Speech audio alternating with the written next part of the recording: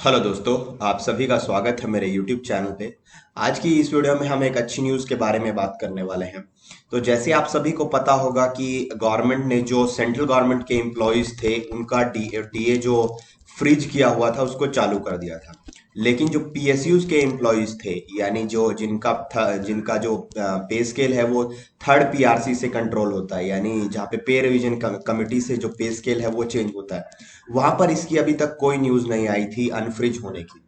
Finally जो कि department of public enterprises है, जो कि सब पीएसयूज को कंट्रोल करता है, जो कि मिनिस्ट्री ऑफ फाइनेंस के अंडर में आता है। अब पहले ये मिनिस्ट्री ऑफ हैवी इंडस्ट्रीज के अंडर में आता था, अब इसको मिनिस्ट्री ऑफ फाइनेंस के अंडर में आता है।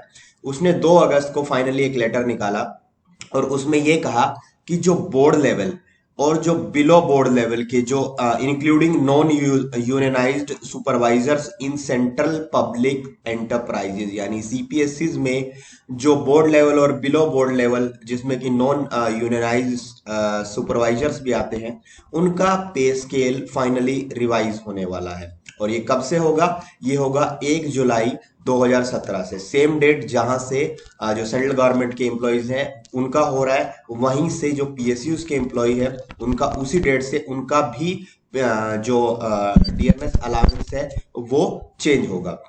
तो जैसे आपको पता होगा जो गवर्नमेंट है उसने 1 अक्टूबर 2020 से जो पीएसयूज हैं उनका उनके जो एम्प्लॉयज हैं उनका जो डियरनेस अलाउंस था उसको फ्रीज कर दिया था। यानी कि जो इंस्टॉलमेंट्स हैं जो पीएसयूज के एम्प्लॉयज को नहीं मिली 1 अक्टूबर 2020, फिर बढ़ने वाला था। जैसे आपको पता होगा 3 महीने बाद डियरनेस अलाउंस होता है पीएसयूज के केस में, फिर 1 जनवरी 2021 और फिर 1 अप्रैल 2021 की जो डियरनेस अलाउंस की जो इंस्टॉलमेंट्स थी वो गवर्नमेंट ने फ्रीज कर रखी थी।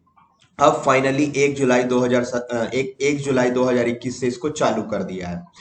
तो अब बात आती है कि क्या जो ये पीरियड है इसका जो एरियर है वो क्या एम्प्लॉयज को मिलेगा? तो इसका जो एरियर है वो एम्प्लॉयज को नहीं मिलने वाला है। यानी इस पीरियड के दौरान जो डियरनेस अलाउंस है वो 18.4% ही रहेगा। उस पीरियड का कोई भी जो एरियर है वो नहीं दिया जाएगा।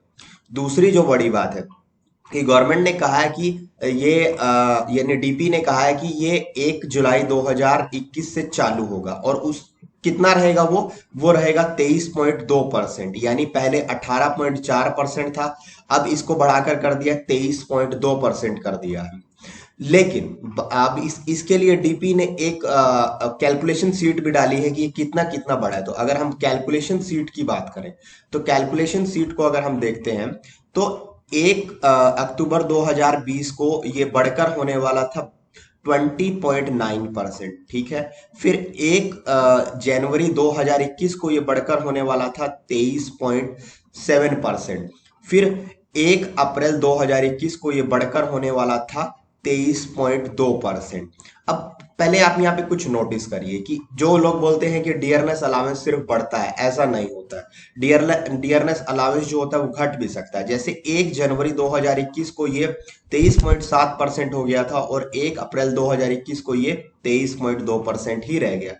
क्योंकि उस टाइम में क्या पता इन्फ्लेशन डिक्रीज हुई हो। ये डियरनेस अलाउंस जो होता है ये इन्फ्लेशन पे डिपेंड करता है, महंगाई पे डिपेंड करता है। तो क्या पता उस टाइम पे इन्फ्लेशन डिक्रीज हुई होगी, तो इसलिए ये क्या हो गया है, ये डिक्रीज हो गया। अब गवर्नमेंट ने कहा है कि ये 23.2% होगा 1 जुलाई 2021 से, 1 जुलाई 2021 से। तो शायद इस लेटर में कुछ डिफिशियंसी है, शायद ये रिवाइज हो दोबारा से, क्योंकि ये 1 अप्रैल 2021 को ही 23.2% हो चुका है। तो ये जो बाकी के 3 महीने बच चुके हैं इसमें ये इंक्रीज होना चाहिए था और अनुमान ये था कि ये 24.7% होगा बढ़कर। तो अब हो सकता है कि ये लेटर दोबारा कुछ नया लेटर निकल के आए, लेकिन फिलहाल के लिए जो अभी डीए है जो गवर्नमेंट ने दिया है वो 23.2% हो जाएगा। तो अब ये डीए काम कैसे करता है? डीए ऐसे काम करता है कि मान लेते हैं किसी की सैलरी जो है वो 60,000 है, बेसिक सैलरी।